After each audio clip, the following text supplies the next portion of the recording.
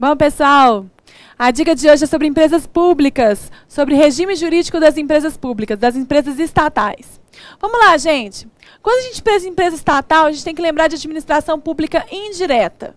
Né? A gente sabe que a administração pública ela se divide em administração pública direta, que é formada pelos entes federados, e administração pública indireta, que são outras pessoas jurídicas criadas pelo Estado, né, para prestar alguns serviços públicos, né, primando pela eficiência na prestação dessas atividades.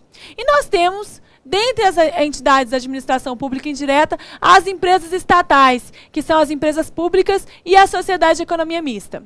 Onde que elas podem atuar? O que elas podem fazer, professora?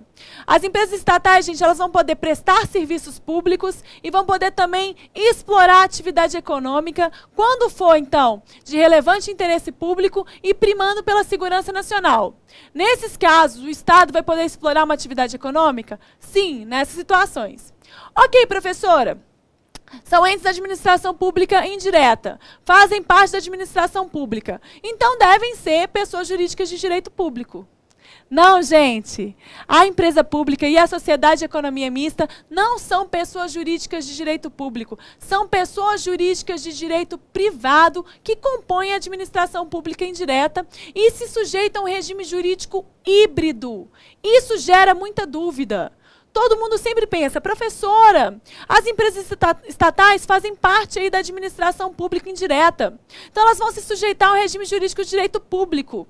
Não, gente, elas são pessoas jurídicas de direito privado que estão sujeitas a um regime jurídico híbrido. O que é esse regime jurídico híbrido?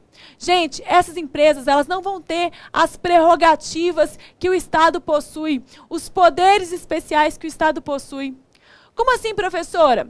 Essas empresas estatais, elas não fazem uso aí das prerrogativas processuais, elas não têm prazo em quádruplo para contestar, em dobro para recorrer, nem remessa necessária, nem imunidade tributária, nem nenhum outro nenhum outro poder, nenhuma outra prerrogativa que o Estado possui. Por que, professora, que elas não têm? Gente, pensa comigo. Se eu crio uma empresa estatal para realizar uma atividade econômica, né, para prestar uma atividade econômica, e eu dou para ela uma imunidade tributária, o que acontece com as outras empresas privadas? Eu vou quebrar as outras empresas privadas, concorda? Porque as outras vão ter que pagar tributo e a empresa estatal não tem que pagar. Não é esse o objetivo do Estado, quando ele cria uma empresa estatal. Por essa razão, gente, as empresas estatais elas são pessoas jurídicas de direito privado, então, que não possuem as prerrogativas que decorrem do regime jurídico administrativo, não possuem as prerrogativas de Estado. Entretanto, professora, aí surge a grande questão. Elas estão sujeitas às limitações do Estado? Às obrigações que o Estado deve cumprir? Sim, gente. Por quê? Porque, gente, elas utilizam a todo momento um patrimônio público. Correto? Então, elas devem obedecer ao que está na lei? Elas não devem obedecer aos princípios administrativos? O princípio da legalidade? Sim. Então, surge uma questão. Elas precisam licitar, professora? Elas precisam licitar? Claro, gente. Elas não estão fazendo uso de uma verba pública? Então, quando elas forem contratar, eventualmente, um fornecedor de um bem ou de um serviço, elas precisam licitar. Elas precisam fazer um procedimento administrativo para buscar a melhor proposta. Correto? Porque elas estão fazendo uso de uma verba pública. Então, elas vão precisar, sim, licitar. Mas, ok, professora, aí licitou. E o contrato que ela assinar? Vai ser um contrato administrativo, um contrato com aquele fornecedor? Não, gente. Vai ser um contrato civil. Por quê? Eu sou um ente privado. Eu sou uma pessoa jurídica de direito privado.